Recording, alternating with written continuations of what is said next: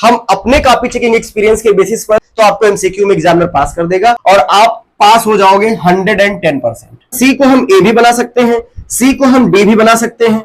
So hi everyone, welcome again to on this channel entrance world. कल 15 जुलाई है और आप सभी का एग्जाम पेपर लगा हुआ सप्लीमेंट्री एग्जाम का, दैट इज कंपार्टमेंट एग्जाम का। आप सभी काफी नर्वस होंगे और बहुत ज्यादा परेशान भी होंगे। तो मैं कहना चाहूंगा आपको परेशान होने की आवश्यकता नहीं है। एक चीज जो आपको बहुत अनिवार्य है जानना कि फिजिक्स, केमिस्ट्री, मैथ या जो भी आपका एग्जाम लगा हुआ है उसको कैसे अटेम्प्ट करना है। मैं पंकज सिंह, सीबीएसई एक्सपर्ट। देखिए, हम अपने कॉपी चेकिंग एक्सपीरियंस के बेसिस पर मैं आप कुछ बहुत चीजों के बारे में बता दूंगा जो आपको पास करा देगा 110%। बस अगर आप इन चीजों को फॉलो कर लोगे, बस आप 5 मिनट निकाल लीजिएगा, वीडियो को देख लीजिएगा अच्छे ढंग से, बस आप मान लीजिए कि आप पास हैं एग्जाम के अंदर। कैसे क्वेश्चन पेपर को अटेम्प्ट करना होता है, क्या आपसे गलतियां होती हैं, क्या एग्जामिनर देखता है, वो सारी आपकी जो माइनर मिस्टेक्स हैं वो मैं सारी यहां पे आपको क्लियर कर देता हूं। तो बेटा, हम जो बता देंगे ये बहुत यूनिक चीज है, ये आपको जानना बहुत अनिवार्य है। तो चलिए आइए डिस्कस करते हैं।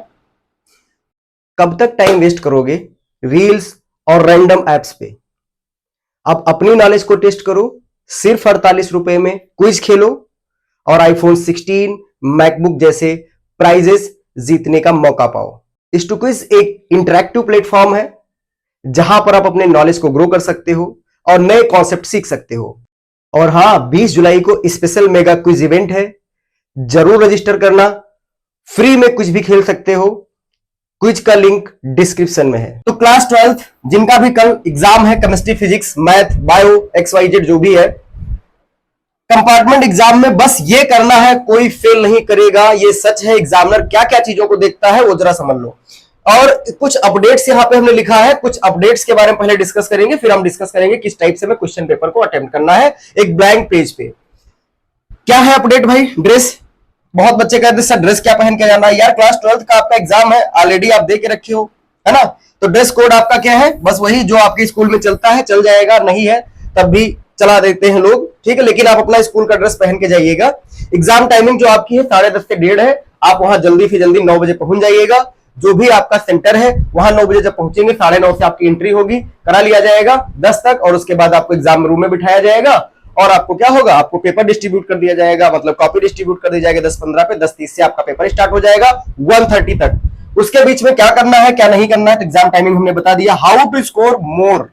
और दूसरी चीज क्या लिखा है, डॉक्यूमेंट्स टू कैरी। ये आप सभी जानते हो, उसमें बताने की जरूरत नहीं, लेकिन एक दो बच्चे नहीं जानते, बता देते हैं।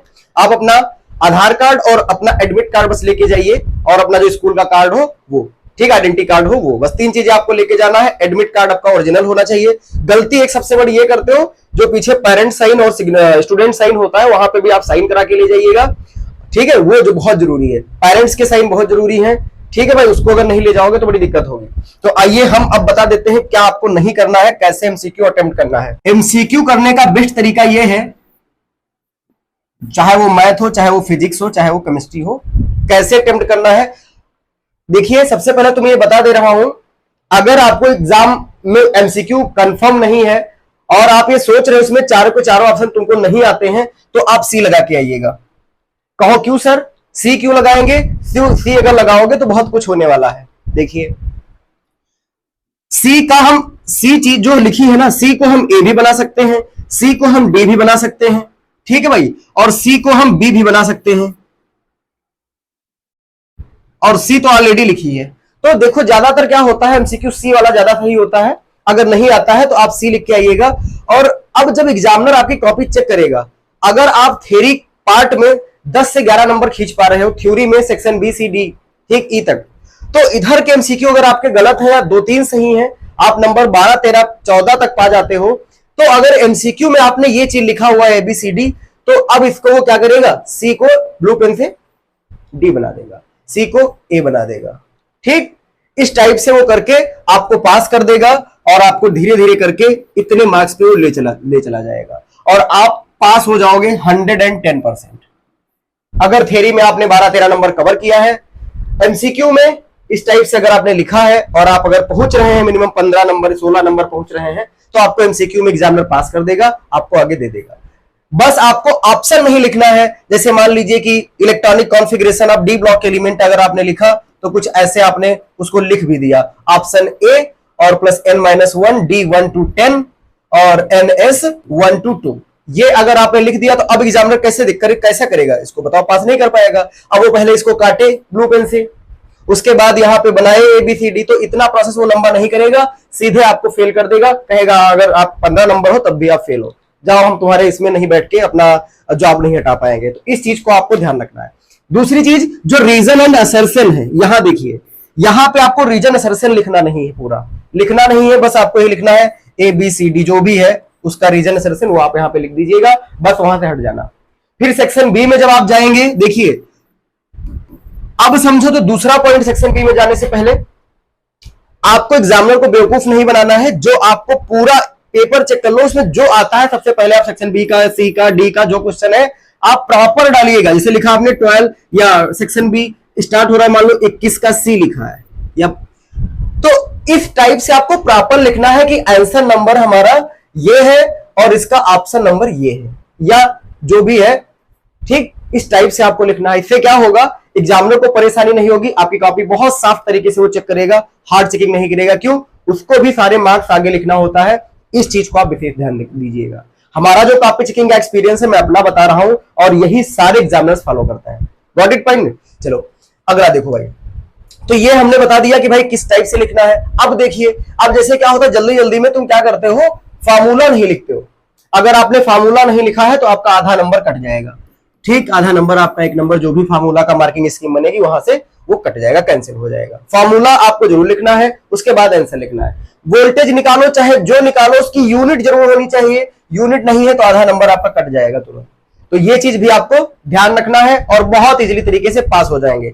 अगली मिस्टेक, सबसे बड़ी मिस्टेक ये है कि आप एग्जामिनर को बेवकूफ बनाने के चक्कर में जो 32 का ए पार्ट बी पार्ट कर लिया, जो आर में होता है उसको भी आपने आगे क्वेश्चन नंबर 33 डाल के उसको कर दिया, तो यहां पे वो डायरेक्ट काट देगा। अगर दोनों में एक नंबर या इसमें या 2 नंबर इसमें मिल रहे हैं तो ये वाला सही कर लेगा, ये वाला गलत कर देगा, ठीक। तो इस चीज को आप ध्यान रखिएगा, ये ना करना। एग्जामिनर को बेवकूफ नहीं बना सकते हो, क्यों, क्योंकि स्टार्टिंग का जो फ्रंट पेज होता है, स्टार्टिंग का जो फ्रंट पेज होता है बेटा, लाइक दिस, उसमें उसको लिखना होता है कि क्वेश्चन नंबर 1 में कितना नंबर पाया है 1, क्वेश्चन नंबर 32 में कितना पाया है 3, फिर ये एडिशन करके यहाँ पे एक स्केल बनती है, उसके बाद टोटल नंबर आपके जुड़ते हैं कितने हैं, तो यहाँ पे लिखे जाते हैं नंबरिंग में 23, और उसके बाद लास्ट में एग्जामिनर साइन करता है अपने, और उसके बाद नंबर लिखता है, क्रॉस वेरीफाई कराता है।